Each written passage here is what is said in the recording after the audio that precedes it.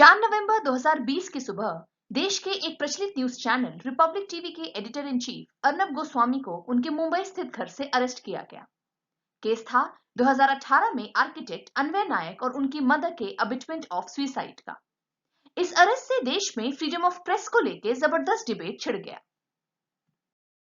पर क्या ये अरेस्ट भारत में फ्रीडम ऑफ प्रेस पर पूरी तरह प्रश्न चिन्ह लगाता है? भारत में फ्रीडम ऑफ प्रेस के क्या प्रोविजंस हैं और प्रेस किस हद तक सब्सटैंटिवली फ्री है? आज की वीडियो में हम इन सभी मुद्दों पे डिस्कशन करेंगे। So let's start the video.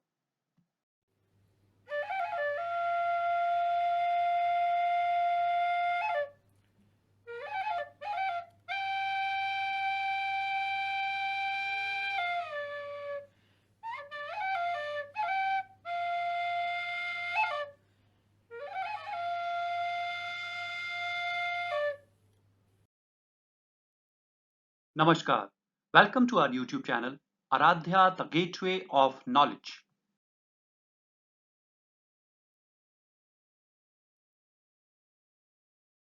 आइए जाने what is freedom of press. Freedom of press क्या है? फ्रीडम ऑफ प्रेस का मतलब है प्रिंट और इलेक्ट्रॉनिक मीडिया को बोलने और अभिव्यक्ति करने की आजादी बिना किसी बाहरी अथॉरिटी के हस्तक्षेप या इंटरफेरेंस के। यूएस कॉन्स्टिट्यूशन के विपरीत भारत के संविधान में वर्ड प्रेस डायरेक्टली मेंशन्ड नहीं है, लेकिन हमारे कॉन्स्टिट्यूशन का आर्टिकल 19(1)(a) हमें बोलने और अभिव्यक्ति करने की आजादी देता है। This means freedom of press is included under article 19(1)(a) of our constitution.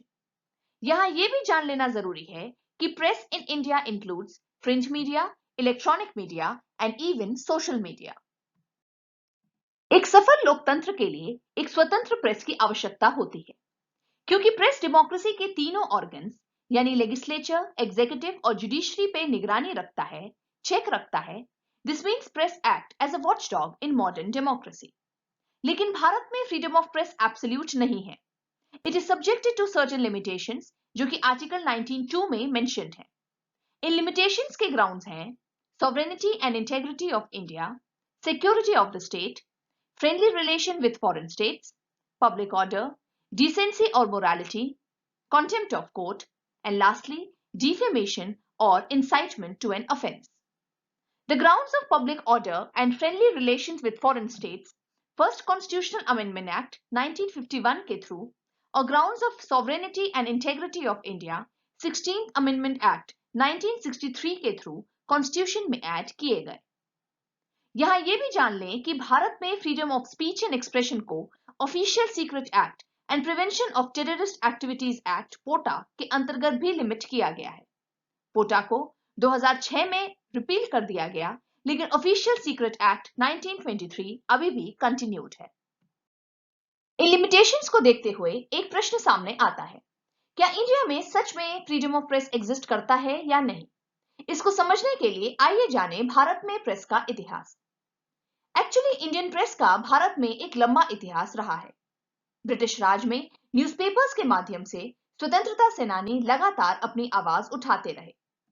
Shishir Kumar Ghosh और मोतीलाल घोष ने अमृत बाजार पत्रिका, तिलक ने केसरी और मराठा, जी सुब्रमण्यम अय्यर ने हिंदू और स्वदेश मित्रन, के रामकृष्णन पिल्लई ने द पेट्रियट और मदन मोहन मालवीय ने द लीडर के माध्यम से ब्रिटिश एम्पायर को डायरेक्ट चैलेंज दिया।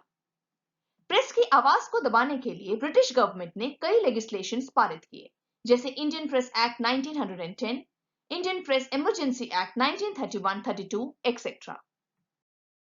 मॉडर्न वर्ल्ड में यह बात सबने एक्सेप्ट की कि एक इंडिपेंडेंट प्रेस पब्लिक इंटरेस्ट की रक्षा करती है, लेकिन साथ ही साथ इस बात को भी नजरअंदाज नहीं किया जा सकता कि प्रेस को स्वयं को भी रेगुलेट करना चाहिए।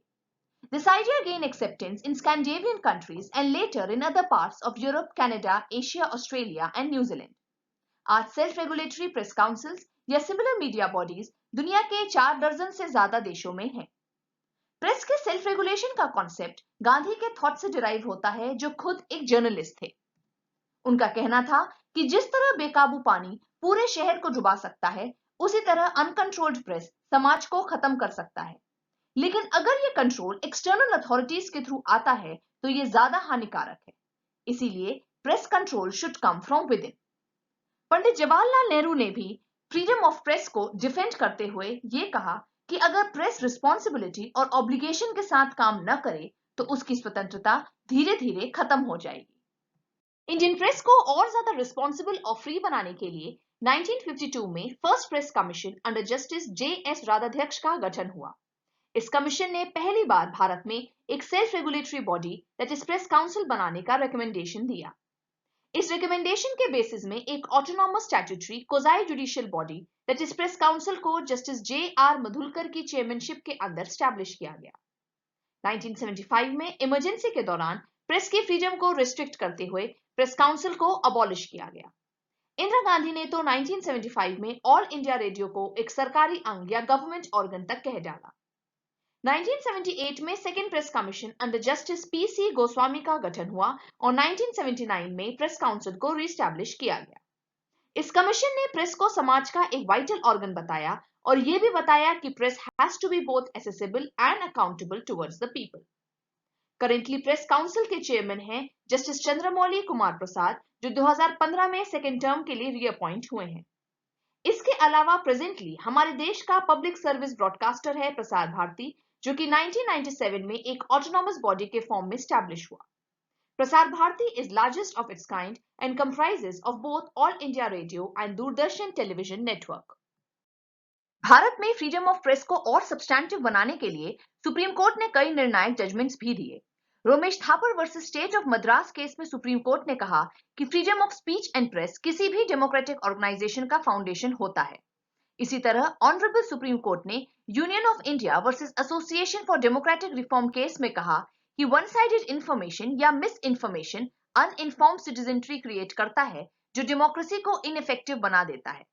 Indian express newspaper versus union of India case में कोर्ट ने माना कि डेमोक्रेटिक मशीनरी में प्रेस का एक इंपॉर्टेंट रोल होता है। कोर्ट ने बताया कि फ्रीडम ऑफ प्रेस के 3 एसेंशियल एलिमेंट्स होते हैं: freedom of access to all sources of information, freedom of publication, and freedom of circulation. Now let's look into the current scenario of press in India. पड़ोसी देश जैसे चीन, पाकिस्तान और बांग्लादेश के comparison में भारत में इलेक्ट्रॉनिक और प्रिंट मीडिया अधिक स्वतंत्र है। प्रेस पे रोक और जर्नलिस्ट की गिरफ्तारी के कुछ इंस्टेंसेस के बावजूद भारत में मीडिया ने एक एक्टिव रोल प्ले किया है और साबित किया है कि प्रेस डेमोक्रेसी का चौथा स्तंभ है।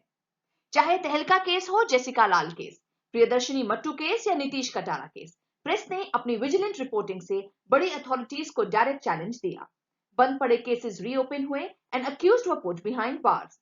Arushi Talwar murder case, Nithari case, Nirbhaya case में भी मीडिया ने एक्टिव रोल प्ले करते हुए इन केसेस के रिस्पेक्ट में एक पॉजिटिव पब्लिक ओपिनियन जनरेट किया। बोफोर्स स्कैंडल हो, 1992 security scam, cement scam, 2G spectrum scam, Commonwealth scam या फॉर्डर स्कैम, भारत में मीडिया ने विसिल ब्लोअर की भूमिका बखूबी निभाई है। हाल ही में सुशांत सिंह राजपूत केस में भी मीडिया के रोल पर काफी बातें हुई। डिप्रेशन और सुसाइड थ्योरी से मर्डर एंगल और फिर ड्रग्स का इलीगल कंजम्पशन, मीडिया ने इस केस में ऑल्टरनेटिव थ्योरीज रखते हुए अपनी विजिलेंटिज्म का प्रदर्शन दिया। कुछ सर्कल्स ने एलिजिडली अक्यूज रिया चक्रवर्ती के मीडिया ट्रायल पर सवाल उठाए, तो कुछ सर्कल्स ने मीडिया हाउसेस द्वारा लीक व्हाट्सएप चैट्स को ब्रीच ऑफ प्रिवेसी का नाम दिया। इस केस में मीडिया के रोल पे भी कई सवाल उठे, पर जो भी हो, मीडिया के एक्टिव रोल और इन्वेस्टिगेटिव जर्नलिज्म ने बॉलीवुड पर मनी, मसल और मूवी माफिया के डोमिनेशन का पर्दाफाश किया। इस केस में मीडिया के एक्सटेंसिव कवरेज ने बॉलीवुड पे छाए नेपोटिज्म और फेवरेटिज्म को भी खूब हवा दी। इन्हीं सवालों को उठाते हुए रिपब्लिक टीवी नेटवर्क और उसके editor in chief Arnab Goswami Maharashtra सरकार के डायरेक्ट कन्फ्रंटेशन में आ गए। चैनल का इन्वेस्टिगेशन था कि एसएसआर केस को एडमिनिस्ट्रेटिव मशीनरी के थ्रू साबोटाज करने की कोशिश की जा रही है, क्योंकि इस केस के कड़ी न सिर्फ बॉलीवुड की बड़ी हस्ती बल्कि पॉलिटिकल और एडमिनिस्ट्रेटिव गलियारों को भी छू रही थी। इसी सीरीज में 2018 के एक पुराने केस को उठाते हुए अर्नब गोस्वामी को उनके घर से अरेस्ट किया गया। हालांकि 11 नवंबर को सुप्रीम कोर्ट ने उनको बेल ग्रांट कर दी। अर्नब गोस्वामी के अरेस्ट ने भारत में प्रेस और जर्नलिज्म की फ्रीडम को लेकर कई सवाल खड़े कर दिए। जहां एक और फायर ब्रांड अर्नब की बेबाकी और अन्य प्राइवेट चैनल्स की लोकप्रियता भारत में फ्रीडम ऑफ प्रेस को दर्शाती है, वहीं अर्नब गोस्वामी के अरेस्ट ने प्रेस पर आर्बिट्ररी गवर्नमेंट कंट्रोल के इशू को देश के सामने रखा। हमारी राय में एसएसआर केस के पहले भी रिपब्लिक टीवी के अलावा और भी कई चैनल्स ने देश के मुद्दों पर अपनी बेबाक राय रखी है।